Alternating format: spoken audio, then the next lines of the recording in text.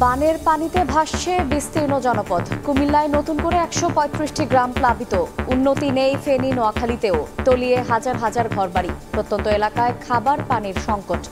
ত্রাণ সহায়তা নিয়ে ছুটছেন সেনাবাহিনী, বিজিবি সহ স্বেচ্ছাসেবীরা।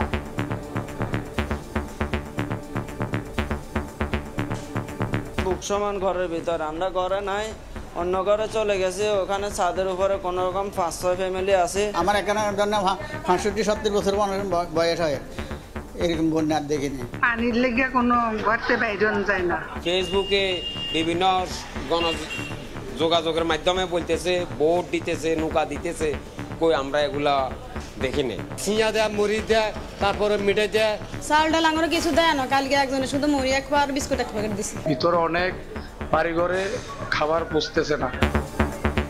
পানি নামার জন্য খোলা হলো কাপ্তাই হ্রদের ১৬ গেট। টানা বৃষ্টিতে তলিয়ে খুলনা নগরী। দেখছিলেন প্রধান শিরোনাম। দুপুরের সময়ের সঙ্গে আছি আমি শায়লা রহমান ইমা। এবার অন্যান্য শীর্ষ সংবাদ। ঢাকা বিশ্ববিদ্যালয় যেন ত্রাণের বন্দর। টিএসসিতে নেওয়া হচ্ছে অর্থ সহায়তা। খেলার মাঠে খাদ্য ও পোশাক সংগ্রহ। হেলিকপ্টারে যাচ্ছে দুর্গত এলাকায়, জানালেন সার্জিস। ৩৭ দিন পর ঢাকার বুকে ছুটছে গতির মেট্রো রেল। দ্রুত চালু হওয়ায় যাত্রীদের সন্তোষ। সংস্কার করে মিরপুর ১০ ও কাজীপাড়া স্টেশনও দ্রুত চালুর আশ্বাস উপদেষ্টার। শেখ হাসিনা সরকার পতনের পর ভারতের মদদে প্রতি বিপ্লবের চেষ্টায় একটি গোষ্ঠী, দাবি বিএনপির। নির্ধারিত সময়ের মধ্যে জাতীয় নির্বাচন দেওয়ার আহ্বান।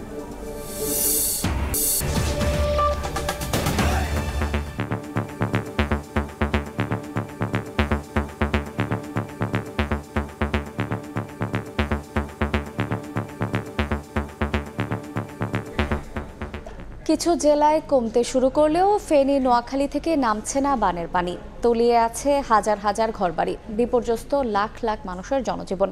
প্রায় এক সপ্তাহ ধরে পানিবন্দী থাকায় দেখা দিয়েছে খাবার ও পানির সংকট। ত্রাণের অপেক্ষায় আছেন প্রত্যন্ত এলাকার বহু মানুষ। এদিকে উদ্ধার তৎপরতা চালিয়ে যাচ্ছে সেনাবাহিনী, বিজিবি সহ স্বেচ্ছাসেবীরা। নোয়াখালী থেকে বিস্তারিত জানিয়েছেন আতাউর কাউসার।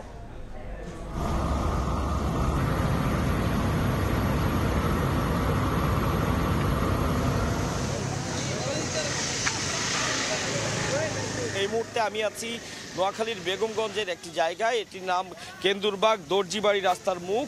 আপনারা দেখতে পাচ্ছেন এখানে কি পরিমাণ পানি উঠেছে, এবং এই পানিটা তারা বলছেন যে গত রাত থেকে পানি আকস্মিকভাবেই বাড়তে শুরু করেছে অনেক বেশি, এবং তারা বলছেন যে এই এলাকাটিতে অন্তত ৮ থেকে ৯ হাজার মানুষের বসবাস। প্রত্যেকেই যথেষ্ট বিপর্যস্ত জীবনযাপন করছেন। আমরা বেশ কিছু ঘরে ঢুকেছিলাম, দেখেছি যে সেখানে কোথাও হাঁটু সমান পানি, কোথাও বুক সমান পানি, এবং মানুষ আশ্রয়ের জন্য যারা শেষ মুহূর্ত পর্যন্ত চেষ্টা করছেন যে তাদের ঘর বাড়িতে থাকার যদি একান্তই না পান, সেক্ষেত্রে তারা আশ্রয় কেন্দ্রে যাওয়ার চিন্তা করছেন। কিন্তু তারা একথাও বলছেন যে আসলে আশ্রয় কেন্দ্রের সংখ্যা খুব অপ্রতুল।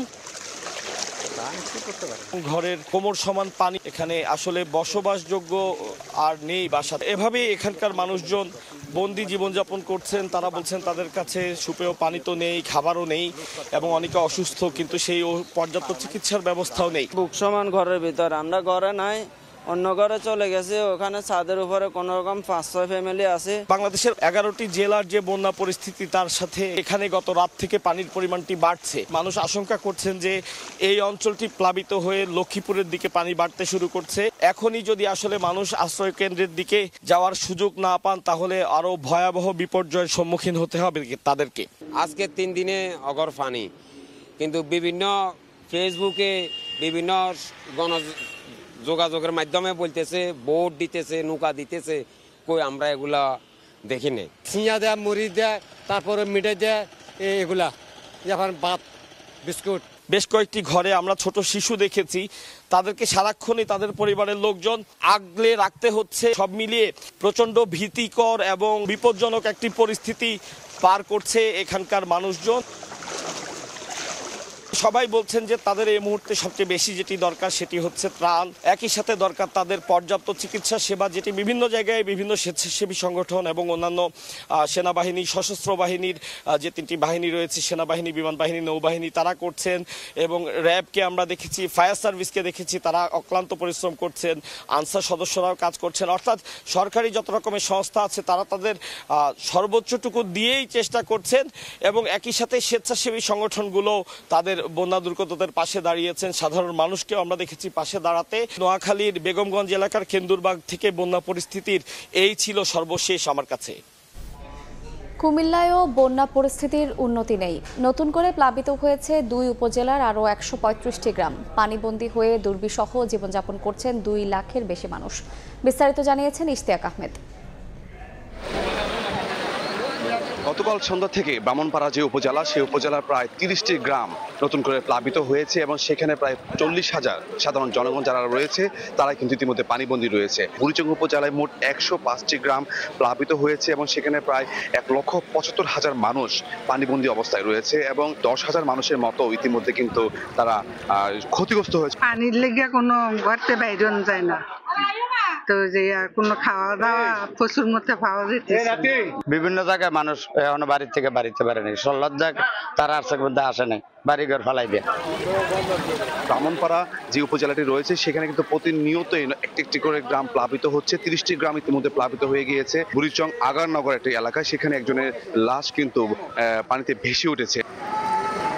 যাদেরকে উদ্ধার করে আশ্রয় কেন্দ্রে রাখা হয়েছে তাদেরকে কিন্তু বিশেষ করে যারা স্বেচ্ছাসেবী সংগঠনগুলো রয়েছে তারা তাদেরকে ত্রাণ দিচ্ছে, শুকনো খাবার, বিশুদ্ধ পানি, খাবার স্যালাইন সরবরাহ করছে। পুরো কুমিল্লা জেলা জুড়ে প্রায় 260টি মেডিকেল টিম করা হয়েছে। আমরা ত্রাণ সহযোগিতা পাচ্ছি না, অল্প অল্প যারা স্কুলে আছে তারে পাচ্ছে, ভিতরে অনেক বাড়িঘরে খাবার পৌঁছতেছে না। আমার বরাসার উচ্চ বিদ্যালয়ে আছে 500 লোক, 81টা পরিবার অলরেডি আশ্রয় নিয়ে রাখছে। 4,000 হেক্টর ফসলের জমি কিন্তু ইতিমধ্যে প্লাবিত হয়েছে বলে আমরা জানতে পেরেছি। তো এই ছিল আমার কাছে সর্বশেষ কুমিল্লা থেকে ইশতিয়াক আহমেদ, সময় সংবাদ। বন্যার সবশেষ খবর জানাতে লক্ষ্মীপুরের চন্দ্রগঞ্জে আছেন সহকর্মী আতাউর কাউসার, কুমিল্লার বুড়িচংয়ে আছেন সহকর্মী ইশতিয়াক আহমেদ এবং নোয়াখালীতে আছেন রিপোর্টার সাইফুল্লাহ কামরুল, পাশাপাশি ফেনীতে আছেন রিপোর্টার আতিয়ার সজল। সরাসরি প্রথমে যাচ্ছি কাউসারের কাছে।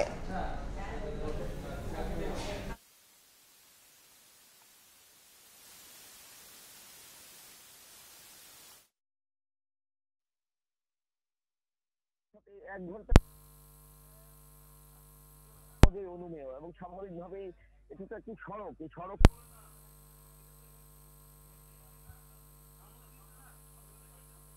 বোঝা যায় যে এখানে আশপাশে যে ঘর বাড়িগুলো রয়েছে সেগুলোর ভিতরে আসলে কি অবস্থা। আমরা কয়েকটি ঘর বাড়িতে গিয়েছি, আমরা দেখেছি যে ঘর বাড়িতেই পানি এমন ভাবেই ঢুকেছে যে আসলে সেখানে আর বেশি সময় বসবাস করাটা সেই এই যারা সেখানকার বাসিন্দা তাদের জন্য যথেষ্ট বিপজ্জনক হতে পারে।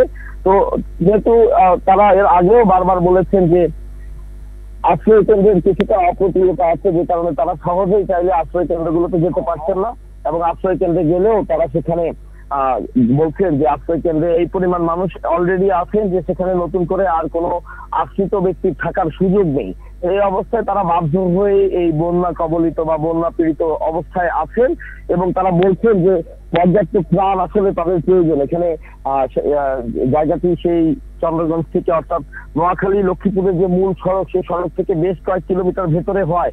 এখানে এখনো পর্যন্ত পর্যাপ্ত ত্রাণ পৌঁছেনি এমনটি অনেকে অভিযোগ করছেন এবং একই সাথে তারা আহ্বান জানাচ্ছে সরকারের বিভিন্ন বাহিনী এবং যে সকল স্বেচ্ছাসেবীরা আছেন তাদের কাছে যাতে দ্রুত এখানে ত্রাণ পৌঁছানোর ব্যবস্থা করা হয়। এবং বলছেন যে অনেকে আছেন অসুস্থ, বৃদ্ধ, শিশু, যারা এখান থেকে যদি বেরো হতে চায় তাহলে যে পরিমাণ পানি উঠেছে তারা সহজে এখান থেকে বেরো হতে পারবে না। সেক্ষেত্রে নৌকায় করে এসে যদি রেস্কিউ করা হয় তাহলে হয়তো তারা এই যাত্রায় প্রাণে বেঁচে যাবেন। তো এক কথায় আমি যে চিত্রটি দেখিয়েছি যে 1 ঘন্টার মধ্যে কি পরিমাণ পানি বেড়েছে তাতে বন্যা পরিস্থিতি যে কতটা ভয়াবহ হতে পারে লক্ষ্মীপুরের দিকে সেটি একটি অনুমান করা যায়। এই অবস্থায় যেটি হচ্ছে যে আমরা দেখেছি গতকালকে ফেনীতে এবং নোয়াখালী অন্যান্য জায়গাগুলোতে যে সেনাবাহিনী, বিমান বাহিনী, নৌবাহিনী তারা কিভাবে আসলে উদ্ধার কাজ চালাচ্ছেন এবং ত্রাণ বিতরণের কাজ করছেন একই সাথে দেখেছিলাম অনেক স্বেচ্ছাসেবী সংগঠন তারা ত্রাণ বিতরণ করছেন, উদ্ধার কাজ পরিচালনা করছেন। একই সাথে মেডিকেল টিম গঠন করে বা মেডিকেল টিম বসিয়ে যারা অসুস্থ, যেহেতু আপনারা জানেন যে বন্যা কবলিত এলাকাগুলোতে নানা ধরনের রোগ ব্যাধির উপদ্রব শুরু হয়, অসুস্থ ব্যক্তিদেরও চিকিৎসার জন্য মেডিকেল টিমও গঠন করা হয়েছে। বিভিন্ন জায়গায় আমরা দেখেছি মেডিকেল টিম করে তাদেরকে চিকিৎসা দেওয়া হচ্ছে। তো এভাবে করে বন্যা কবলিত এলাকায় মানুষের পাশে দাঁড়িয়েছে অনেক স্বেচ্ছাসেবী সংগঠন এবং সেনাবাহিনী, বিমান বাহিনী, নৌবাহিনী, ফায়ার সার্ভিসকে আমরা দেখেছি এবং অন্যান্য সরকারের যে সকল সংস্থা রয়েছে তাদেরকে আমরা দেখেছি। চন্দ্রগঞ্জে আমরা দেখেছিলাম লক্ষ্মীপুরের ডিসি এবং সিভিল সার্জন এসে, ঢাকা সরকারি মেডিকেল কলেজ থেকে একটা টিম এসছে সেখানেও আমরা দেখেছি যে মেডিকেল সেবা দেওয়া হচ্ছে। এভাবে করে বন্যা দুর্গত এলাকায় বন্যার্তদের পাশে যেভাবে থাকা যায় সেভাবে থাকার জন্য শতভাগ চেষ্টা করছে সকল মানুষ, কিন্তু আসলে দুর্গম এলাকায় সেভাবে পৌঁছাতে পারছেন না। এই বিষয়টির দিকে আরেকটু ভিন্নভাবে নজর দেওয়া উচিত বলেই মনে করছেন দুর্গত এলাকার মানুষজন। একই সাথে বলছেন নৌকার ব্যবস্থা করে হলেও তাদের কাছ পর্যন্ত যেন পৌঁছানো হয়। এই অবস্থায় শুধু যে লক্ষ্মীপুর, নোয়াখালী বা কুমিল্লা তা নয়, আমাদের ফেনী তা নয়, আমাদের কুমিল্লাতেও চলছে। কুমিল্লায় আছেন সহকর্মী ইশতিয়াক আহমেদ কুমিল্লার বুড়িচংয়ে, সেখানকার বন্যা পরিস্থিতি জানাবেন তিনি।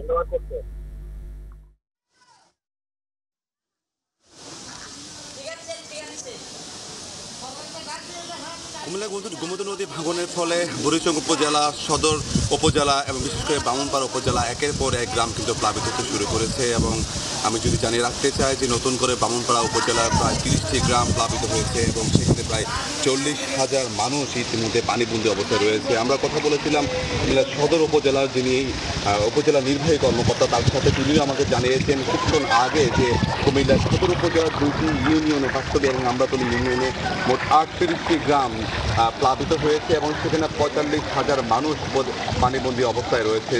আমি যদি কুমিল্লা 3টি উপজেলার কথা আপনাদেরকে জানাই যে কুমিল্লা বুড়িচং উপজেলা, ব্রাহ্মণপাড়া উপজেলা এবং সদর উপজেলা, এই 3টি উপজেলায় মোট 173টি গ্রাম ইতিমধ্যে পানিতে তলিয়ে গিয়েছে, অর্থাৎ প্লাবিত হয়েছে এবং সেখানে প্রায় 3 লক্ষাধিক মানুষ এই মুহূর্তে পানিবন্দী অবস্থায় রয়েছে। সকালবেলা আমরা জানতে পেরেছি বুড়িচং উপজেলা আগারনগর গ্রামে একজন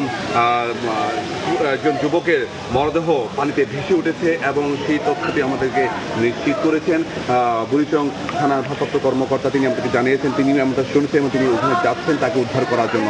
তবে আমরা জানি যে এই মুহূর্তে বুড়িচং সদর উপজেলা এবং ব্রাহ্মণপাড়া যে উপজেলা রয়েছে সেখানে যে আশ্রয় কেন্দ্র রয়েছে সেখানে কিন্তু সব মিলিয়ে প্রায় 30,000 মানুষ সেখানে আশ্রয় নিয়েছে এবং তাদেরকে কিন্তু পর্যাপ্ত পরিমাণ যে শুকনো খাবার, বিশুদ্ধ পানি, খাবার স্যালাইন দিচ্ছে স্বেচ্ছাসেবী যে সংগঠনগুলো রয়েছে তারা, এবং যারা দুর্গম এলাকায় রয়েছে তো যারা এখনো পর্যন্ত পানিবন্দী অবস্থায় রয়েছে, যাদের কাছে এখনো পৌঁছানো যাচ্ছে না, তাদেরকে উদ্ধার করার জন্য কাজ করে যাচ্ছে র্যাব, বিজিবি, পুলিশ।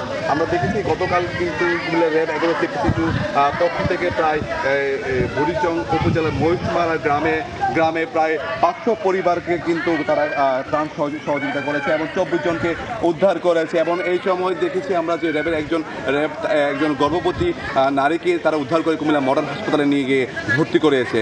তো বলা যায় কুমিল্লা বন্যা যে পরিস্থিতি তা প্রতিনিয়ত কিন্তু ভয়ঙ্কর রূপ ধারণ করছে। তো এই ছিল আমার কাছে সর্বশেষ খবর। আমাদের নোয়াখালী থেকে আছে আমাদের সহকর্মী সাইফুল্লাহ কামরুল, আমরা তার নোয়াখালীর সর্বশেষ খবর জানতে আর সরাসরি যাচ্ছি তার কাছে। আমি এই মুহূর্তে আছি নোয়াখালী পুরসভার 5 নম্বর ওয়ার্ড লক্ষ্মীনারায়ণপুর মহিলা কলেজ মোড় এলাকায়।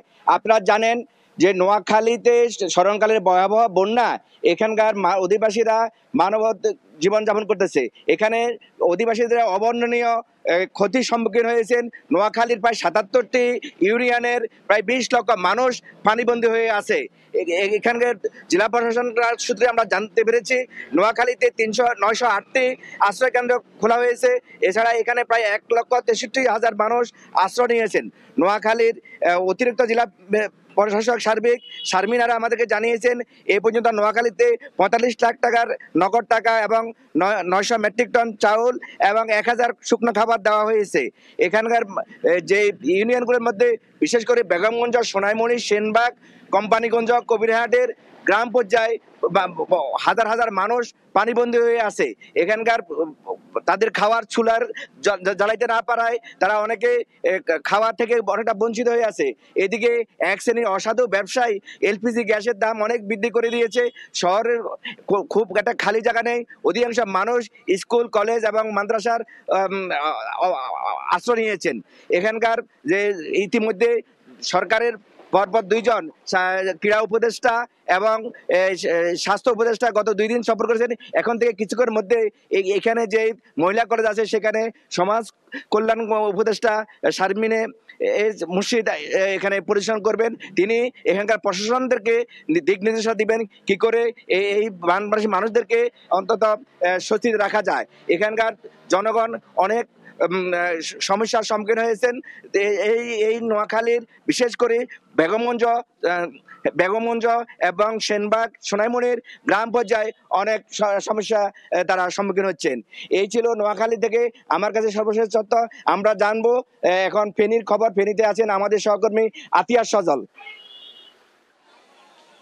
ফেনীর বন্যা পরিস্থিতি আসলে নিত্য নৈমিত্তিকভাবে নতুনভাবে ডাইভার্সন হচ্ছে বা নতুন রূপে দেখা যাচ্ছে।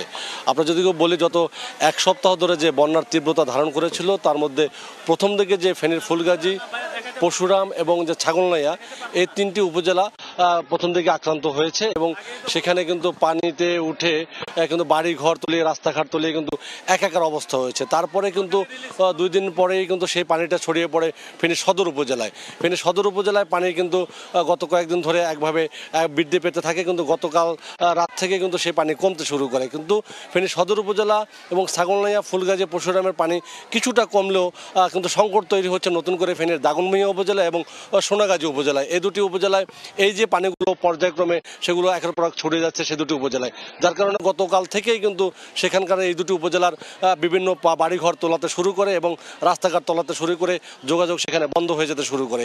আর অন্যদিকে আরেকটা সংকট তৈরি হয়েছে যেখানে পানি নেমে কিছুটা কমেছে, সেটা হচ্ছে ফুলগাজী, পরশুরামে এবং ছাগলনাইয়াতে। সে পানি কমে যাওয়ার কারণে কিছুটা কমার কারণে কিন্তু এখন আগে যেখানে বোট নিয়ে বা বিভিন্ন ডিঙ্গি নিয়ে নৌকা নিয়ে সেখানে উদ্ধার অভিযান চালাতো, মানুষের খাদ্য বা ত্রাণ সহায়তা পৌঁছাতো, সেখানে কিন্তু এখন সে ডিঙ্গিগুলো যাচ্ছে না। কারণ জায়গায় জায়গায় যখন পানি কমে গিয়েছে তার কারণে কিন্তু সড়ক কিছু কিছু জায়গায় উঠে গিয়েছে দেখা যাচ্ছে। আবার কোনো জায়গায় কিন্তু পানি সড়কে বেশি থাকার কারণে ওখান থেকে কিন্তু যান চলাচলও করছে না, যার কারণে কিন্তু সেখানে কিছুটা দুর্গম পরিস্থিতির সৃষ্টি হয়েছে। এবং সেই যেখানে কিছুটা পানি কমেছে সেখানে কিন্তু বন্যার যে ভয়াবহতা, তীব্রতা সেটা কিন্তু ফুটে উঠছে, যে ভয়ঙ্কর যে তাদের করাল ঘাসে কী পরিমাণ ক্ষতি হয়েছে সে আগ্রাসীটা ফুটে উঠছে। আবার কিন্তু ফেনী সদর থেকে শুরু করে যেসব জায়গায় পানি চলে যাচ্ছে সেখানে কিন্তু মানুষ একটা দুর্বিষহ জীবনযাপন করছে। সব মিলে কিন্তু যোগাযোগ ব্যবস্থা সেখানে 650 মতো নেটওয়ার্কের যে টাওয়ার রয়েছে সেখানে মাত্র 55 থেকে 60টি টাওয়ার চালু রয়েছে। বাকি সব টাওয়ারগুলো বন্ধ থাকায় যোগাযোগ কিন্তু সেমনভাবে না করায় আত্মীয় স্বজন বা যারা পরিচিত রয়েছে তাদের ভিতরে হাহাকার পরিস্থিতি তৈরি হচ্ছে। সব মিলিয়ে পানি সংকট তীব্র আকার ধারণ করেছে। এখানে শুকনো যে বিশুদ্ধ পানি, শুকনো খাবার এবং যে মেডিকেল যে বিভিন্ন আসবাবপত্র সেগুলো কিন্তু প্রচুর পরিমাণে এখনও দরকার। বিভিন্ন জায়গা থেকে যেটা আসছে সেটা কিন্তু এখনও যেভাবে পৌঁছানো দরকার সেভাবে সমন্বয়হীনতার কারণে পৌঁছাচ্ছে না। এই ছিল আমার কাছে এখানকার সবশেষ। ফেনী, নোয়াখালী, কুমিল্লা এবং লক্ষ্মীপুর থেকে বন্যা পরিস্থিতির সবশেষ খবর জানাচ্ছিলেন সহকর্মীবৃন্দ। এদিকে টানা 3 দিন ডুবে থাকার পর চট্টগ্রামের ফটিকছড়ি থেকে নামতে শুরু করেছে বন্যার পানি। ভেসে উঠছে ক্ষতচিহ্ন। রাস্তাঘাট, ফসলি জমি, মাছের ঘেরের ব্যাপক ক্ষতি হয়েছে। তবে সেনাবাহিনী ও সাধারণ মানুষের পক্ষ থেকে দেয়া হচ্ছে ত্রাণ সহায়তা। বিস্তারিত জানিয়েছেন পার্থপ্রতিম বিশ্বাস। 3 দিন ভয়াবহ বন্যার পানিতে বিপর্যস্ত অবস্থায় ছিল চট্টগ্রামের সবচেয়ে বড় উপজেলা ফটিকছড়ি। তবে আসার কথা হচ্ছে আস্তে আস্তে ফটিকছড়ির বিস্তীর্ণ জনপদ থেকে পানি নামতে শুরু করেছেন। এই পানি নামার পরেই চোখে স্পষ্ট হচ্ছে ফটিকছড়ির ক্ষতচিহ্ন। বিশেষ করে রাস্তাঘাট যেমন পুরোপুরি ভেঙে তছনছ হয়ে গেছে, তেমনি সাধারণ মানুষের বিভিন্ন বসতঘরও হয়েছে ক্ষতিগ্রস্ত। এছাড়া ফসলি জমি, মাছের ঘেরে পানি ঢুকে যাওয়ার কারণে লাখ লাখ টাকার ক্ষতি হয়েছে বলে জানিয়েছেন ফটিকছড়ির সাধারণ মানুষজন। সরকারি সহায়তারও আশা প্রকাশ করেছেন তারা। আমাদের খুব ক্ষতি হয়েছে, এই ঘরগুলা পড়ে গেছে, এই খুব কষ্টতে আছি আমরা। এইটা আমাদের সরকারের কাছে আমরা আবেদন আরো সহায়তা পাই, এই আমাদের প্রত্যাশা। ফসলি জমি, মাছের প্রজেক্ট, এগুলা ঘর বাড়ি অনেক ক্ষয়ক্ষতি হয়েছে। ছাত্ররা অনেক দিতেছে, অনুদান দিতেছে, সেনাবাহিনী দিতেছে। তো আরো ভালো, আমরা আরো ভালো হতো। অন্যদিকে চট্টগ্রাম শহর থেকে ফটিকছড়ি উপজেলায় একে একে ত্রাণ সামগ্রী নিয়ে আসতে শুরু করেছেন সাধারণ মানুষজন। বেলা যত বেড়েছে সাধারণ মানুষের ত্রাণ সামগ্রী নিয়ে ট্রাকে করে আসতেও বেশি দেখা গেছে। সেই সাথে সেনাবাহিনীর পক্ষ থেকেও ফটিকছড়ির বিভিন্ন জায়গায় সাধারণ মানুষকে ত্রাণ সহায়তা দেওয়া হচ্ছে। যেগুলো একদম নদীর পাশাপাশি এলাকা ছিল সেখানে আপনার স্রোতের কারণে স্রোতের বেগ বেশি ছিল, আমরা বোটের অভাবে যাইতে পারিনি। তবে টানা 3 দিনের বন্যার কারণে ও বিভিন্ন জায়গায় বৈদ্যুতিক খুঁটি পড়ে যাওয়ায় ফটিকছড়ির বিভিন্ন জায়গায় এখনো পর্যন্ত পর্যাপ্তভাবে বিদ্যুৎ সরবরাহ আসেনি। চট্টগ্রামের ফটিকছড়ি উপজেলা থেকে পার্থপ্রতিম বিশ্বাস, সময় সংবাদ, চট্টগ্রাম। পানি নামার জন্য রাঙ্গামাটির কাপ্তাই হ্রদের পানি বিদ্যুৎ কেন্দ্রের 16টি গেট খুলে দেওয়া হয়েছে। প্রতি স্প্রিলওয়ে দিয়ে প্রতি সেকেন্ডে 9000 কিউসেক পানি নিষ্কাশন হয়। এতে বিদ্যুৎ কেন্দ্রের উৎপাদনও বেড়েছে। বিস্তারিত জানাচ্ছেন হেফাজত সবুজ। কাপ্তাই হ্রদের পানি অস্বাভাবিক বৃদ্ধি পাওয়ায় খুলে দেওয়া হয়েছে বাঁধের 16টি গেট। 6 ইঞ্চি করে এই গেট খোলার কারণে প্রতি সেকেন্ড 9000 কিউসেক পানি পড়ছে কর্ণফুলী নদীতে। এই বাঁধ খুলে দেওয়ার কারণে বাঁধের উজানে বিশেষ করে লংগদু, নানিয়ারচর এবং জুরাছড়ি, বরকল এইসব এলাকার যে নিম্নাঞ্চল প্লাবিত হয়েছিল সেসব অঞ্চলের থেকে পানি নেমে যাবে। অপরদিকে কাপ্তাই হ্রদের এই পানি ছেড়ে দেওয়ার কারণে রাঙ্গুনিয়া, রাউজান, বোয়ালখালী অঞ্চলে সামান্য কিছু পানি বাড়তে পারে। তবে গত কদিন ধরে কাপ্তাই হ্রদের পানি ছাড়া নিয়ে সামাজিক যোগাযোগ মাধ্যমে যে ধরনের অপপ্রচার চলেছে সেসব অপপ্রচারে কান না দেওয়ার জন্য অনুরোধ জানিয়েছেন সংশ্লিষ্টরা। 1960 সালে এই কাপ্তাই বাঁধ সৃষ্টি করা হয়। এখানে 5টি টারবাইনের মাধ্যমে জলবিদ্যুৎ প্রকল্প থেকে বিদ্যুৎ উৎপাদিত হয়। বর্তমানে কাপ্তাই হ্রদের যে পানি বৃদ্ধি পাওয়ার কারণে এখানে 5টি ইউনিটই সচল রয়েছে। এই 5টি ইউনিট থেকে এখন প্রতিদিন 220 মেগাওয়াট বিদ্যুৎ উৎপাদিত হচ্ছে। কাপ্তাই হ্রদে পানি ছেড়ে দেওয়ার কারণে এই অঞ্চলের বিশেষ করে উজানের যে অঞ্চলগুলো প্লাবিত হয়েছিল সেসব অঞ্চল থেকে পানি নেমে যেতে শুরু করায় মানুষের মধ্যে রয়েছে স্বস্তি। কাপ্তাই জলবিদ্যুৎ প্রকল্পের ব্যবস্থাপক জানিয়েছে 6 ইঞ্চি করে পানি ছাড়া হয়েছে, তবে যতক্ষণ প্রয়োজন বাঁধ নিরাপদ হবে না ততক্ষণ পর্যন্ত চলবে, এরপরে পুনরায় এই পানি বন্ধ করে দেওয়া হবে। দেশের চলমান বন্যা পরিস্থিতি নিয়ে দুর্যোগ ব্যবস্থাপনা ও ত্রাণ মন্ত্রণালয়ের সাংবাদিকদের ব্রিফিং করছেন মন্ত্রণালয়ের অতিরিক্ত সচিব KM আলী রেজা। সরাসরি যাচ্ছি সেখানে।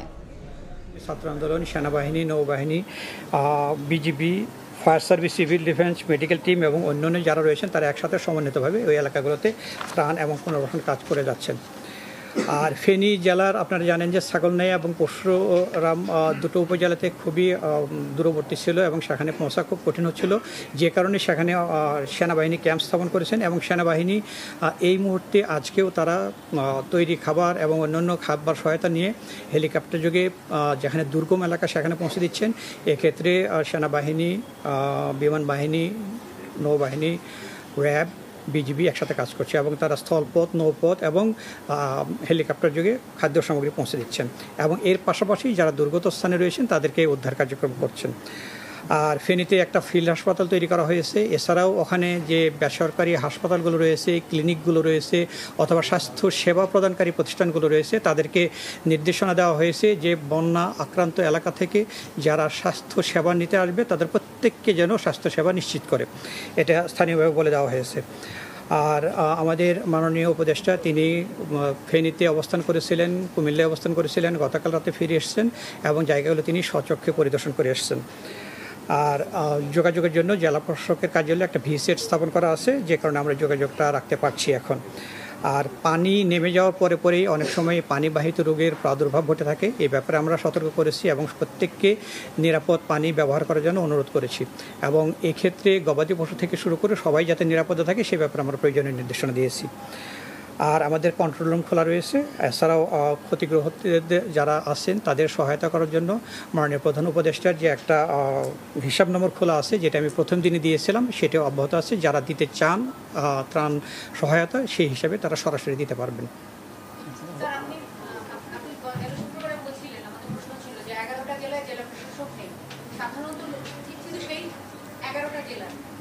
না আছে সেই 11টা জেলা আসলে না, যে 25টা জেলায় জেলা প্রশাসক নেই, এই 11টা জেলা তার মধ্যে পড়ছে না। কিন্তু স্যার ত্রাণে দেখা যায় না জেলা প্রশাসক আসছেন সবাই। স্যার ত্রাণ দেওয়ার সময় যেটা লক্ষ্য করা যায় এগুলো আসলে জনপ্রতিনিধি যারা তারা দেন। তো আপনি বলছিলেন সেনাবাহিনী এবং বৈষম্য বিরোধী শিক্ষার্থীরা, এতে করে কি আসলে সমন্বয় হবে? কোনো সমন্বয়হীনতা ত্রাণ নিয়ে সবসময় হয় না, এটাকে আপনারা মনে করছেন না? আপনারা কি সন্তুষ্ট? না, সমন্বয়হীনতার খবর আমাদের কাছে আসেনি। জেলা প্রশাসকগণ এবং এখানে স্থানীয় সেনাবাহিনী যারা কর্মরত রয়েছেন, তারপরে বৈষম্য বিরোধী ছাত্র আন্দোলন যারা রয়েছেন, তারা ওখানে একসাথে সমন্বয় করে কাজ করছেন। কোথাও সমন্বয়হীনতার কোনো খবর আমাদের কাছে আসেনি এ পর্যন্ত। আচ্ছা, বন্যা পরিস্থিতিটা বলি। বন্যা পরিস্থিতি হচ্ছে যে আজকে সকাল 10টা পর্যন্ত আমরা খবর যেটা পেয়েছি সেটা হচ্ছে যে দেশের উত্তর পূর্বাঞ্চল দক্ষিণ পূর্বাঞ্চলে প্রধান নদীসমূহের পানির সমতল হ্রাস পাচ্ছে, অর্থাৎ বন্যা পরিস্থিতির উন্নতি হচ্ছে। এছাড়া বিগত 24 ঘন্টায় কুমিল্লা, ব্রাহ্মণবাড়িয়া, ফেনী জেলার এবং ভারতীয় ত্রিপুরা পার্শ্ববর্তী যে অঞ্চল রয়েছে সেখানে অববাহিকায় উল্লেখযোগ্য পরিমাণ বৃষ্টিপাত পরিলক্ষিত হয়নি এবং উজানের নদ নদীর পানির সমতল হ্রাস সেটা অব্যাহত রয়েছে। এর ফলে মৌলভীবাজার, হবিগঞ্জ, ফেনী, কুমিল্লা এবং চট্টগ্রাম জেলার নিম্নাঞ্চলের যে পানি বন্যা পরিস্থিতি আছে সেটা উন্নতি অব্যাহত রয়েছে। আর আবহাওয়ার তথ্য অনুযায়ী আগামী 24 ঘন্টায় উত্তর পূর্বাঞ্চল এবং তৎসংলগ্ন উজানে ভারী বৃষ্টিপাতের আশঙ্কা নেই, যে কারণে আমরা এই মৌলভীবাজার, হবিগঞ্জ জেলার মনু, খোয়াই, ধলাই নদীর পানি সমতল হ্রাস পাবে। চলমান বন্যা পরিস্থিতি নিয়ে দুর্যোগ ব্যবস্থাপনা ও ত্রাণ মন্ত্রণালয়ের সাংবাদিকদের ব্রিফিং করছেন মন্ত্রণালয়ের অতিরিক্ত সচিব KM আলী রেজা। আমরা এতক্ষণ ছিলাম সেখানে। এদিকে কয়েক ঘন্টার টানা বৃষ্টিতে খুলনা নগরীর বিভিন্ন সড়ক ও নিচু এলাকায় দেখা দিয়েছে জলাবদ্ধতা। এতে বিপাকে পড়েন নগরবাসী, বিঘ্ন হয় যান চলাচল। সিটি কর্পোরেশনের অব্যবস্থাপনার কারণেই বর্ষা মৌসুমে এই দুরবস্থা বলে অভিযোগ স্থানীয়দের। বিস্তারিত জানিয়েছেন বেল্লাল হোসেন সজল।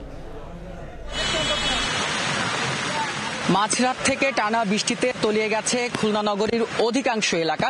সকাল থেকে কিন্তু সেই দুর্ভোগ বাড়তে শুরু করে। বিশেষ করে যাওয়া অফিসগামী মানুষ রয়েছে, স্কুলগামীরা রয়েছে, তারা কিন্তু এক ধরনের দুর্ভোগের মধ্যে পড়েছে। এক স্থান থেকে অন্য স্থানে যাতায়াতের যে যানবাহন সেটাই কিন্তু সংকট দেখা গিয়েছে। যে সকল যানবাহন সড়কে নেমেছে আমরা দেখেছি বিভিন্ন স্থানে কিন্তু তারা বিকল হয়ে পড়েছে অতিরিক্ত পানির কারণে। এছাড়া নগরীর যে টুটপাড়া মেইন রোড রয়েছে, এই রয়্যালের মোড় রয়েছে, নিউ মার্কেট, বিভিন্ন গুরুত্বপূর্ণ যে সড়কগুলো রয়েছে সেই সড়কে আমরা দেখেছি সকাল থেকেই হাঁটু সমান পানি। এবং নগরবাসী যেটি বলছেন, এক স্থান থেকে অন্য স্থানে যেতে গেলে এই মুহূর্তে যে যাতায়াত ব্যবস্থা সেখানে কিন্তু দ্বিগুণ ভাড়া গুনতে হচ্ছে। পাশাপাশি বাড়িতে পানি প্রবেশ করছে, যে মূল সড়কের পাশে যেসব দোকানপাট রয়েছে সেখানেও কিন্তু পানি প্রবেশ করছে। জানমালের ক্ষতি বা মালামালের যে সব ক্ষতির তারা কিন্তু আশঙ্কা করছে। এবং নগরবাসী যেটি বলছেন, প্রতি বছর অল্প বৃষ্টিতেই কিন্তু খুলনা সিটি কর্পোরেশনের বিভিন্ন এলাকা তলিয়ে যায়। তার একমাত্র কারণ হচ্ছে অপরিকল্পিতভাবে উন্নয়ন। বর্তমানেও কিন্তু খুলনা নগরীর বিভিন্ন স্থানে উন্নয়নমূলক কাজ চলছে। যে সকল সড়কে উন্নয়নমূলক কাজ চলছে সেখানে কিন্তু দুর্ভোগ আরো বেশি। এবং সড়কে যারা নেমেছেন তারা যেটি বলছেন যে দ্রুততম সময়ের মধ্যে যেন এই দুর্ভোগ নিবারণে সিটি কর্পোরেশন যেন কার্যকরী পদক্ষেপ নেয়। যে পানির অবস্থার কারণে আমাদের কলেজে মানে পরীক্ষা দিতেও যেতে সমস্যা হচ্ছে, তারপরে বিভিন্ন গাড়ি ঘোড়া আমাদের কলেজ পর্যন্ত নিয়ে যেতে পারতেছে না। হাঁটু সমান পানি আগামাতা রাস্তা, গাড়ি মোটে চলে না। অতিরিক্ত বর্ষা হলে দুর্ভোগে পড়া লাগে। তবে এখন অনেক এলাকা আছে যেখানে হালকা বৃষ্টি হইলেই দুর্ভোগ হয়। বৃষ্টি হইলেই প্রথমত আমাদের রয়্যাল মলটা আগে ডুবে যায়, এইখানে নিচু জায়গা তো এই জন্য বেশি সমস্যা। এছাড়া আবহাওয়া দপ্তরের সূত্র যেটি বলছে, আজ ভোর 6টা থেকে সকাল 9টা পর্যন্ত খুলনা শহরে 52 মিলিমিটার বৃষ্টিপাত রেকর্ড করা হয়েছে। এই বৃষ্টি কিন্তু আগামীকাল পর্যন্ত চলবে বলে তারা কিন্তু ধারণা করছেন। পাশাপাশি এই বৃষ্টি হয়তো বা 2-1 দিনের মধ্যে কমে যাবে, তখন কিন্তু জলাবদ্ধতা অনেকাংশে কমে আসবে বলে তারা জানিয়েছেন। খুলনা সিটি কর্পোরেশন কর্তৃপক্ষ যেটি বলছেন, খুলনা শহরে বর্তমানে চলমান যে সব প্রকল্প রয়েছে সেই প্রকল্পের কাজ শেষ হলেই কিন্তু নগরবাসীর যে দুর্ভোগ সেটি কিন্তু অনেকাংশ লাঘব হবে এবং সিটি কর্পোরেশন তার যে কাঙ্ক্ষিত সুফল নগরবাসী তারা কিন্তু সেই সুফলগুলো পাবে। বেল্লাল হোসেন সজল, সময় সংবাদ, খুলনা। দুর্যোগ এক করেছে সবাইকে। ঢাকা বিশ্ববিদ্যালয় এখন যেন ত্রাণের বন্দর। টিএসসিতে নগদ অর্থ সংগ্রহ করছে বৈষম্য বিরোধী ছাত্র আন্দোলন, আর জিমনেশিয়ামে নেওয়া হচ্ছে খাদ্য এবং পোশাক। এছাড়া হেলিকপ্টার সহ নানাভাবে ত্রাণ সামগ্রী দুর্গম এলাকায় পৌঁছানো হচ্ছে বলে জানিয়েছেন সমন্বয়ক সার্জিস আলম। একটি দুর্যোগ, একটি ঐক্য। বাংলাদেশ পেরেছে, বাংলাদেশ পারবে। জুলাই বিপ্লবের পর এক বৈষম্যহীন বাংলাদেশ যেন ঢাকা বিশ্ববিদ্যালয়। লাইনে লাইনে ত্রাণ সামগ্রী নিয়ে ছুটছেন সব শ্রেণী পেশার মানুষ, ব্যক্তি, প্রতিষ্ঠান, আবার কেউ আসছেন নিজ নিজ সংস্থার পক্ষ থেকে গণত্রাণ কার্যক্রমে অংশ নিতে। ধর্ম, বর্ণ নির্বিশেষে মানবিকতার আহ্বানে ছুটছেন সবাই। বলছেন এ এক অনন্য বাংলাদেশ। এমন ঐক্য বজায় থাকলে সম্ভব যে কোনো ধরনেরই দুর্যোগ মোকাবেলা। আগে আমরা আসলে কখনো এরকম দেখিনি যে এরকম স্টুডেন্টরা এসে ছোট থেকে শুরু করে একদম অনেক বৃদ্ধ মানুষও এসে কাজ করছে। সো এটা দেখে আসলে অনেক ভালো লাগছে। আমরা যতটুকু পারি ততটুকু সহায়তা করার চেষ্টা করতেছি এবং সেটা হয়তো অর্থ দিয়ে হোক বা যে করে হোক সবাই আসলে চেষ্টা করছে যে যাতে কোনো কিছু করা যায়। স্পেশালি ছাত্রদের কথাই বলতেছি, কারণ ছাত্ররা চাইলে দেশের যে কোনো ক্রিটিক্যাল মোমেন্টে তারা চাইলে তারা দেশের জন্য কাজ করতে পারে। এদিকে শনিবার সংগ্রহ করা ত্রাণ সামগ্রী হেলিকপ্টারে করে দুর্গত এলাকায় পাঠানো হয়েছে। পরিবহনে সাহায্য করছে ফায়ার সার্ভিস। সমন্বয়করা বলছেন বন্যা কবলিত প্রত্যন্ত এলাকায়ও পৌঁছানো হবে ত্রাণ। আমাদের এখন যে প্যাকেটগুলো যাচ্ছে আসলে এগুলো এখন হেলিকপ্টারের মাধ্যমে ইমার্জেন্সিতে আসলে নোয়াখালীতে যাবে এবং ফেনীতে যাবে। নোয়াখালীর একটি আইল্যান্ডে এবং ফেনীর একটি প্রত্যন্ত গ্রামে, এই দুইটা জায়গা থেকে আমাদের কাছে মেসেজ এসেছে যে সেখানে আসলে গতদিন থেকে আজকে পর্যন্ত খাবার পৌঁছায় নাই। তাই আমরা ইমার্জেন্সি এয়ারফোর্সের সাথে যোগাযোগ করেছিলাম। সেখান থেকে একটি কার্গো হেলিকপ্টার যোগে এয়ারপোর্ট থেকে এগুলো সরাসরি ওই দুই জায়গায় যাবে। আমি নিজেও সেখানে যাব। সকালে ট্রাক পাচ্ছিলাম না, রাতে আমাদের এখান থেকে অনেকগুলো ট্রাক অলরেডি গিয়েছে বাংলাদেশের বিভিন্ন জেলাগুলোতে। তো যখন ট্রাক পাচ্ছিলাম না তখন আমাদের এখানে ফায়ার সার্ভিস রয়েছে, ফায়ার সার্ভিসকে আমরা জানাই এখানে যে হেডকোয়ার্টার রয়েছে। তো সেখান থেকে সাথে সাথে আমাদের জন্য তারা 3টা গাড়ি পাঠিয়ে দেয়। চতুর্থ দিনের ত্রাণ সংগ্রহ কার্যক্রমে নগদ অর্থ নেওয়া হয় টিএসসিতে এবং অন্যান্য সামগ্রী সংগ্রহ করা হয় ঢাকা বিশ্ববিদ্যালয়ের শারীরিক শিক্ষা কেন্দ্রে। মনির হোসাইন, সময় সংবাদ, ঢাকা। বন্যার্তদের জন্য চতুর্থ দিনের মতো ত্রাণ সংগ্রহ কার্যক্রম চলছে ঢাকা বিশ্ববিদ্যালয়ের টিএসসিতে। এই মুহূর্তে হোসাইন সরাসরি যাচ্ছে তার কাছে।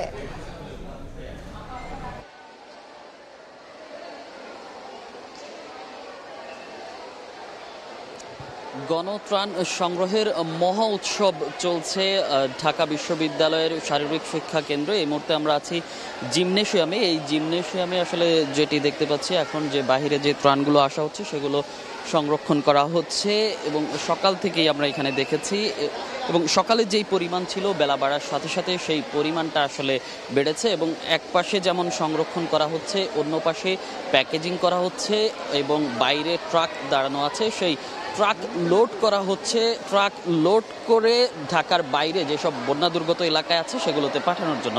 আমরা যেটি আসলে জানতে পেরেছি প্রতিদিন প্রায় 25 থেকে 30টি ট্রাক ঢাকা বিশ্ববিদ্যালয় থেকে বিভিন্ন যে বন্যা কবলিত এলাকা আছে নোয়াখালী, ফেনী, লক্ষ্মীপুর, খাগড়াছড়ি এলাকার উদ্দেশ্যে রওনা দেয় এবং সকালে আজকে 2টি হেলিকপ্টারে করে ত্রাণ সামগ্রী পাঠানো হয়েছে ফায়ার সার্ভিসের চেষ্টায় এবং ফায়ার সার্ভিসের গাড়িতে করে সেগুলো বিমানবন্দরে নেওয়া হয়েছে, সেখান থেকে হেলিকপ্টারে করে নেওয়া হচ্ছে। আমাদেরকে বৈষম্য বিরোধী ছাত্র আন্দোলনের সমন্বয়করা যেটি জানিয়েছেন এই ত্রাণগুলো হেলিকপ্টারে করে নিয়ে যাওয়া হয়েছে কেননা দুর্গম অঞ্চলের মানুষজন এখনও ত্রাণ পাচ্ছে না এবং তাদের কাছে সেসব দুর্গম এলাকা থেকে খবর আসছে ত্রাণ পাচ্ছে না এবং তারা সেই দুর্গম এলাকায় ত্রাণ পৌঁছে দেওয়ার জন্য আসলে হেলিকপ্টার যোগেও পাঠাচ্ছে। অর্থাৎ তারা বলছে যে কোনো জায়গা থেকে তাদের কাছে খবর আসা মাত্র তারা পাঠাবে এবং আমরা যেটি জানতে পেরেছি আজ চতুর্থ দিন চলছে। এই চতুর্থ দিনে সবচেয়ে বেশি ত্রাণ সংগ্রহ করা হয়েছে শুকনো খাবার এবং পর্যাপ্ত পরিমাণ জামা কাপড় এসেছে, শুকনো খাবার এসেছে এবং যেই শুকনো খাবারের মধ্যে মুড়ি, চিড়া, বিস্কিট, কেক এগুলো আছে এবং সেই সাথে পানি এসেছে। তবে এখন যেটির প্রয়োজন স্বেচ্ছাসেবকরা বলছে লাইফ জ্যাকেট, আসলে তাদের যে লাইফ জ্যাকেট সেই লাইফ জ্যাকেট সংখ্যা কম, সেই লাইফ জ্যাকেটের তাদের আরও সংখ্যার প্রয়োজন রয়েছে। তাদের যে লক্ষ্যমাত্রা সেই লক্ষ্যমাত্রার জন্য তাদের যে লাইফ জ্যাকেট এবং উদ্ধার কার্যক্রম চালানো যে সামগ্রী আছে সেসবের আসলে প্রয়োজন তারা মনে করছেন এবং তারা যেভাবে আমরা দেখছি যে বিভিন্নভাবে আসলে চেষ্টা করছেন যে দুর্গম অঞ্চলে তাদের ত্রাণ সামগ্রী পৌঁছে দেওয়ার। তো ঢাকা বিশ্ববিদ্যালয় থেকে গণত্রাণ কর্মসূচির এই ছিল আমার কাছে এখনকার মতো সবশেষ। আমরা সরাসরি যুক্ত ছিলাম ঢাকা বিশ্ববিদ্যালয়ে। দুপুরের সময় আরও থাকছে হাজার টাকা কেজিতে বিক্রি হচ্ছিল কাঁচা মরিচ। চট্টগ্রামে ভোক্তা অধিকারের অভিযানে একদিনে নামলো 300 টাকায়। মহাসড়কে ট্রাক আটকে থাকায় দাম বাড়ার দাবি ব্যবসায়ীদের।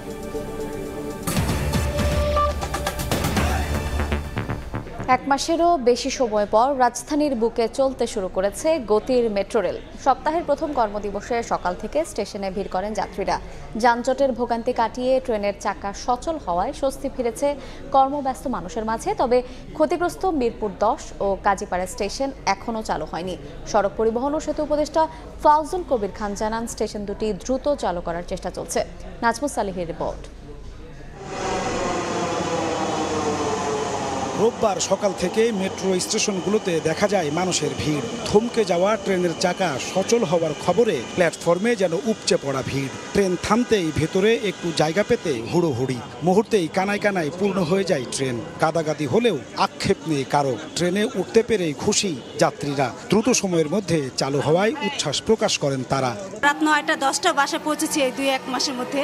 তো এখন আজকে আমরা ফার্স্ট আবার চালু হলো, আমাদের মেট্রো রেল খুবই ভালো লাগছে।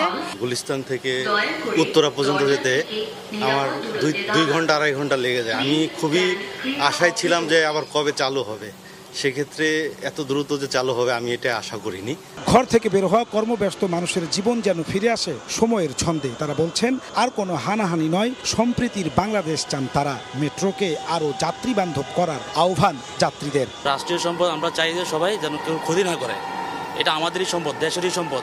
এটা আবার নতুনভাবে রিস্টোর হওয়াতে আমাদের এই সমস্যাটার সমাধান হলো। আর যেটা বলা হয়েছিল যে 1 বছর সময় লাগবে, তখন হয়তো এটা ততটা বিচার বিশ্লেষণ করা হয়নি, কিন্তু পরবর্তীতে দেখা গেল এটা খুব স্বাভাবিকভাবে, খুব নর্মালভাবে 2টি স্টেশনকে বাদ দিয়ে চালু করা সম্ভব হয়েছে। যদিও 18 জুলাই ছাত্র জনতার আন্দোলনের সময় ক্ষতিগ্রস্ত হয় মিরপুরের 10 ও কাজীপাড়া রেল স্টেশন, যা এখনও চালু করা সম্ভব হয়নি। আগারগাঁও স্টেশন পরিদর্শন করেন সড়ক পরিবহন ও সেতু উপদেষ্টা ফাউজুল কবির খান। এ সময় তিনি জানান, দ্রুত সময়ের মধ্যে চালু হবে বন্ধ 2 স্টেশন। জোরদার করা হবে নিরাপত্তা ব্যবস্থাও। আজকে আমি বিকালে জাপানি রাষ্ট্রদূতের সঙ্গে দেখা করব, কারণ এখানে কিছু ইম্পোর্টের বিষয় আছে। তো এইটা আমরা যথাসম্ভব তাড়াতাড়ি খুলে দেবো, কিন্তু নির্দিষ্ট ডেট এখন আমরা দিতে পারবো না। না এর কোনো বছর 1 বছর সময় লাগবে না, কোনো বছর আমরা এটা সংক্ষিপ্ত সময় চালু করব। মেট্রো রেলের ক্ষয়ক্ষতি কাটিয়ে দ্রুতই ঘুরে দাঁড়ানোর প্রত্যয় কর্তৃপক্ষের। সব সংকট কাটিয়ে সচল হলো মেট্রো রেলের চাকা। এর মধ্য দিয়ে স্বস্তি ফিরল নগর জীবনে। যাত্রীরা বলছেন, মেট্রো রেল শুধু নগরের যানজটই কমাবে না, সমৃদ্ধি আনবে জাতীয় অর্থনীতিতেও। নাজমুস সালেহি, সময় সংবাদ, ঢাকা। শেখ হাসিনা সরকার পতনের পর ভারতের মদদে একটি গোষ্ঠী প্রতি বিপ্লবের চেষ্টা করে বলে অভিযোগ করেছেন বিএনপির স্থায়ী কমিটির সদস্য হাফিজউদ্দিন আহমেদ। দুপুরে সাবেক রাষ্ট্রপতি জিয়াউর রহমানের সমাধিতে শ্রদ্ধা নিবেদন শেষে এসব কথা বলেন অবসরপ্রাপ্ত এই সেনা কর্মকর্তা। তিনি বলেন, ভারতে বসে শেখ হাসিনা ষড়যন্ত্র করছেন। গত 16 বছরে যারা নির্যাতন চালিয়েছে তাদের তালিকা করে বিচারের দাবিও জানান তিনি। বর্তমান সরকার এনজিও সরকার নয় উল্লেখ করে বিএনপির এই নেতা বলেন, নির্বাচন নির্ধারিত সময়ের মধ্যেই দিতে হবে। এক্ষেত্রে অন্তর্বর্তীকালীন সরকারকে সাহায্য করবে বিএনপি। আয়না ঘরের স্রষ্টাদের কারোই তো কিছু হচ্ছে না। একজনকে মাত্র গ্রেফতার করা হয়েছে। 20টি দিন অতিবাহিত হয়েছে, কিন্তু এখন পর্যন্ত মনে হয় না যে এই দেশে বিপ্লবীদের সরকার প্রতিষ্ঠিত হয়েছে। বিপ্লব সফল করতে হলে এই দুর্বৃত্তদেরকে দমন করতে হবে। যারা শেখ হাসিনাকে শক্তিশালী করেছে, তারা যদি কেউ উপদেষ্টা পরিষদে থেকে থাকে সরিয়ে দেন, প্রশাসনে যারা আছে সরিয়ে দেন, বিপ্লবকে নিজের গতিতে চলতে দেন, এবং আপনারা কেউ ভাববেন না যে বিজয় অর্জিত হয়ে গিয়েছে। পাশের দেশে বসে শেখ হাসিনা অনেক ষড়যন্ত্র করবে। রিমান্ড শেষে আজ আদালতে নেওয়া হবে সাবেক ডেপুটি স্পিকার শামসুল হক টুকু, প্রতিমন্ত্রী জুনায়েদ আহমেদ পলক, ছাত্রলীগের ঢাকা বিশ্ববিদ্যালয় শাখার সাধারণ সম্পাদক তানভীর হাসান সৈকতকে। গতকাল গ্রেফতার সাবেক এমপি সাদেক খানকেও আদালতে নেওয়ার কথা আজ। এই মুহূর্তে মিন্টো রোডে ডিবি কার্যালয়ের সামনে আছেন রিপোর্টার নিবির সাহা। সরাসরি যাচ্ছি তার কাছে।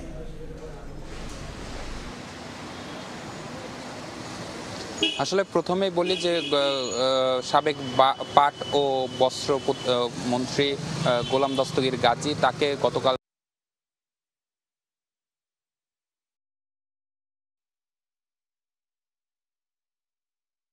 আমরা জানতে পেরেছি। এবং এর আগে আমরা যেমনটি দেখেছি যে আসলে গতকাল সন্ধ্যায় গ্রেফতার করা হয়েছে বন্ধর করা হবে এই ডিবি অফিস থেকে, এমনটি কিন্তু আমরা জানতে পেরেছি। এবং এর আগে আমরা যেমনটি দেখেছি যে আসলে গতকাল সন্ধ্যায় গ্রেপ্তার করা হয়েছে মোহাম্মদপুর এলাকার যিনি আগের সাবেক সংসদ সদস্য ছিলেন, অর্থাৎ আওয়ামী লীগের সংসদ সদস্য ছিলেন সাদেক খান, তাকেও গ্রেপ্তার করা হয়েছে। তিনি আসলে সাবেক একজন মার্কিন রাষ্ট্রদূতের গাড়িবহরে হামলার যে মামলাটি ছিল সেই মামলার আসামি। এবং ডিবি সূত্রে আমরা যেমনটি জানতে পেরেছি যে পল্টন থানায় যে দায়ের করা হয়েছে একটি হত্যা মামলায় যে গ্রেপ্তার হয়েছিলেন সাবেক প্রতিমন্ত্রী জুনায়েদ আহমেদ পলক, জাতীয় সংসদের সাবেক ডেপুটি স্পিকার শামসুল হক টুকু এবং ঢাকা বিশ্ববিদ্যালয় ছাত্রলীগের সাবেক সাধারণ সম্পাদক তানভীর হাসান সৈকত, তাকেও তাদের যে গত 15 তারিখে যে 10 দিনের রিমান্ড মঞ্জুর করেছে আদালত, সে মামলায়ও কিন্তু আসলে গতকালই কিন্তু 10 দিনের যে রিমান্ড কার্যক্রম সেটি শেষ হয়েছে এবং আজ তাদের 3 জনকেও আদালতে তোলা হবে। অর্থাৎ ডিএমপি আমাদেরকে যেমনটি জানিয়েছে যে আসলে জুনায়েদ আহমেদ পলক, শামসুল হক টুকু এবং তানভীর হাসান সৈকত এবং সাদেক খান, এই 4 জনকে মূলত আজকে ডিবি কার্যালয় থেকে নিয়ে যাওয়া হবে সিএমএম কোর্টে এবং সেখানে আসলে পরবর্তী যে আইনি কার্যক্রম সেটি আসলে পরিচালনা করা হবে। তো এখনো কিন্তু আসলে আমাদেরকে জানানো হয়নি যে আসলে কয়টা নাগাদ তাদেরকে বের করে সিএমএম কোর্টে নিয়ে যাওয়া হবে। তো সবকিছু মিলিয়ে এই ছিল আমাদের কাছে থাকা সবশেষ খবর। চট্টগ্রামে 1000 টাকা কেজিতে বিক্রি হচ্ছিল কাঁচামরিচ। ভোক্তা অধিকারের অভিযানে একদিনের ব্যবধানে নেমে আসলো 300 টাকায়। ব্যবসায়ীদের দাবি, ঢাকা চট্টগ্রাম মহাসড়কে মরিচবাহী ট্রাক আটকে যাওয়ায় শনিবার দাম বেশি ছিল। নুরজামাল আতিকের ছবিতে শফিকুল আলমের রিপোর্ট। গত শনিবার চট্টগ্রামের রিয়াজউদ্দিন বাজারে কাঁচামরিচের বাজার ছিল লাগামহীন। নাগালের বাইরে থাকায় প্রতি কেজি বিক্রি হয় 1000 টাকা পর্যন্ত। তবে রোববার সেখানে চিত্র ভিন্ন। এদিন অভিযানে নামে ভোক্তা অধিকার সংরক্ষণ অধিদপ্তর। অভিযানের সঙ্গে দাম কমে যায় 1 লাফে 700 টাকা পর্যন্ত। পরে পাইকারিতে 300 আর খুচরায় 400 টাকা কেজি দরে বিক্রি হয়। ব্যবসায়ীরা জানান, ঢাকা চট্টগ্রাম মহাসড়কে ট্রাক আটকে থাকায় দাম বেড়েছে। কালকে ফেনি বন্ধের কারণে কোনো মরিচ আসে না, কালকে পরশু 2 দিন বাজার ফাঁকা গেছে। হ্যাঁ আজকে আসছে, আজকে এটা ইন্ডিয়ান মরিচ, দেশি কোনো মরিচ নেই। কুমিল্লা থেকে 1 কেজি মরিচ চিটাং ঢুকে নাই। যাদের ছিল তোরা মোরা এই দোকানদার থেকে এরা একটু বাড়তি দামে বেচছে। অভিযানে মূল্য তালিকা না থাকায় মেম্বার হাউস ও নিউ যমুনা সহ 4টি দোকানকে জরিমানা করা হয় 11,000 টাকা। আগের মরিচ তাহলে আগের দামে কেনা, এটা কিভাবে এত অস্বাভাবিক মূল্য বৃদ্ধি পায়? কেউ যদি অস্বাভাবিক মূল্য নেওয়ার চেষ্টা করে বা ভাউচার প্রদান না করে তাহলে আমরা ভোক্তা অধিকার আইন অনুযায়ী ব্যবস্থা গ্রহণ করব। এর আগে বেশ কয়েকটি সবজির আড়তে অভিযান চালায় ভোক্তা অধিকার সংরক্ষণ অধিদপ্তরের ভ্রাম্যমাণ আদালত। এর সময় দাম না বাড়াতে সতর্ক করা হয় ব্যবসায়ীদের। সময় সংবাদ, চট্টগ্রাম। একদম ফ্রেশ বিশ্বমানের প্রযুক্তির সকল সুবিধা নিয়ে ভালো থাকুন আপনিও। কঙ্কা উন্নত জাতের নারিকেল চারা আমদানি করলেও দেশের কৃষিতে কোনো প্রভাব ফেলতে পারেনি কৃষি অধিদপ্তর। মাঠ পর্যায়ের কোনো রিপোর্ট ছাড়াই মিথ্যে আশ্বাস দিয়ে এসব চারা বিক্রি করা হয় 500 টাকা দরে। কাজল আব্দুল্লাহর রিপোর্ট। অভ্যন্তরীণভাবে উৎপাদন বাড়ানোর লক্ষ্যে 2015 সালে ভিয়েতনাম ও কেরালার খাটো জাতের নারিকেল চারা আমদানি করে কৃষি মন্ত্রণালয়। 4 বছরে সরকারি বেসরকারিভাবে প্রায় 9 লাখ চারা এনে বিক্রি করা হয় প্রতি পিস 500 টাকা দরে। বলা হয় 3 বছরেই পাওয়া যাবে ফলন, বছরে মিলবে প্রতি গাছে অন্তত 150 ফল। কৃষি বিভাগ ও কর্মকর্তাদের এমন প্রচারণায় আগ্রহী হয়ে ব্যক্তি থেকে বাগানি হুমড়ি খেয়ে পড়েন চারা কিনতে, কিন্তু 9 বছরও মেলেনি আশানুরূপ ফলন। তবে প্রকল্প পরিচালকের রয়েছে সারা জাগানো বক্তব্য, এটা গবেষণা না করে কিন্তু আনা হয়নি। এমন বক্তব্যের রেশ ধরেই সময় সংবাদ যায় আসাদ গেট হর্টিকালচারে। সেখানে থাকা 2টি গাছেও মেলেনি দৃশ্যমান ফলন। এবার আমাদের গন্তব্য বাংলাদেশ কৃষি গবেষণা ইনস্টিটিউটে, যেখানে মাঠ পর্যায়ে সম্প্রসারণের পর গবেষণার জন্য দেয়া হয় 10টি চারা, কিন্তু সেসব গাছেও নেই কোনো সুখবর। বাহির থেকে এই নারিকেল চারা নিয়ে এসে কোনোভাবে পরীক্ষা নিরীক্ষা ছাড়াই সম্প্রসারণ করা হয়েছে সারা দেশে এবং সফল কোনো রিপোর্টও মেলেনি কৃষি গবেষণা ইনস্টিটিউট থেকে। এই ভিয়েতনামি নারিকেলটা আমাদের এই দেশে আমাদের কৃষি গবেষণার যে বিভিন্ন স্টেশন আমরা পরীক্ষা করে এইগুলো ছাড় দেওয়ার মতো কোনো রিকমেন্ডেশন আমরা করি নাই। কর্তার ইচ্ছাতেই সম্প্রসারণ কৃষির, যা দেশের মাটি বা কৃষক বান্ধব হোক বা না হোক, এমন বার্তাই দিয়েছেন কৃষি সম্প্রসারণের সদ্য বিদায়ী মহাপরিচালক। আমরা কিন্তু সেটা অনেকটা আবেগের বশবর্তী আনছিলাম, ওটা আমরা এখানের জলবায়ুতে এটা ফ্রুটফুল হবে কিনা এটা ভাবিনি। দেশের মাটি ঠিক রাখতে ভিয়েতনামী নারিকেল চারা পরীক্ষা নিরীক্ষা তো হয়নি, উল্টো আর্থিক ক্ষতি মেলানো দায়। প্রতি চারা ও রোপণ খরচ, প্রতি বিঘায় লাখ লাখ টাকা লোকসান গুনতে হয়েছে কৃষকদের। ফসল না হওয়ায় ব্যাহত হয়েছে জাতীয় উৎপাদন। ঘাটতি পুষিয়ে দেয়া ও সংশ্লিষ্টদের জবাবদিহিতার আওতায় নিয়ে আসার পরামর্শ অর্থনীতিবিদদের। অধিকাংশ কৃষকরাই বলছে যে আমরা সার লাগানোর পরে ওইভাবে গাছ বড় হয়নি, অনেকগুলো আপনার ঝরে গেছে। এই যে জিনিসগুলা একটা গবেষণা ছাড়া এত বড় একটা প্রকল্প কেন হাতে নেওয়া হলো, এবং হাতে নেওয়ার পরে আমার এই গরিব কৃষক তাদেরকে কেন ক্ষতিগ্রস্ত করা হলো। এদিকে ফলন না হয় অভিযোগ করলেও নানা হয়রানির শিকার হয়েছেন অনেক কৃষক। গালমন্দও করেছেন কৃষি বিভাগের 2-1 জন কর্মকর্তা। কাজল আব্দুল্লাহ, সময় সংবাদ, ঢাকা। এই পর্যায়ে শীর্ষ সংবাদগুলো জানিয়ে দিচ্ছি আরেকবার। বানের পানিতে ভাসছে বিস্তীর্ণ জনপদ। কুমিল্লায় নতুন করে 135টি গ্রাম প্লাবিত। উন্নতি নেই ফেনী, নোয়াখালীতেও প্রত্যন্ত এলাকায় খাবার সংকট। তৎপর সেনাবাহিনী। ঢাকা বিশ্ববিদ্যালয়ে যেন ত্রাণের বন্দর। টিএসসিতে নেওয়া হচ্ছে অর্থ সহায়তা। খেলার মাঠে খাদ্য ও পোশাক সংগ্রহ। হেলিকপ্টারে যাচ্ছে দুর্গত এলাকায়, জানালেন সার্জিস। এবং 37 দিন পর ঢাকার বুকে ছুটছে গতির মেট্রো রেল। দ্রুত চালু হওয়ায় যাত্রীদের সন্তোষ। সংস্কার করে মিরপুর 10 ও কাজীপাড়া স্টেশনও দ্রুত চালুর আশ্বাস উপদেষ্টার। এই ছিল দুপুরের সময়। সঙ্গে থাকুন সময়।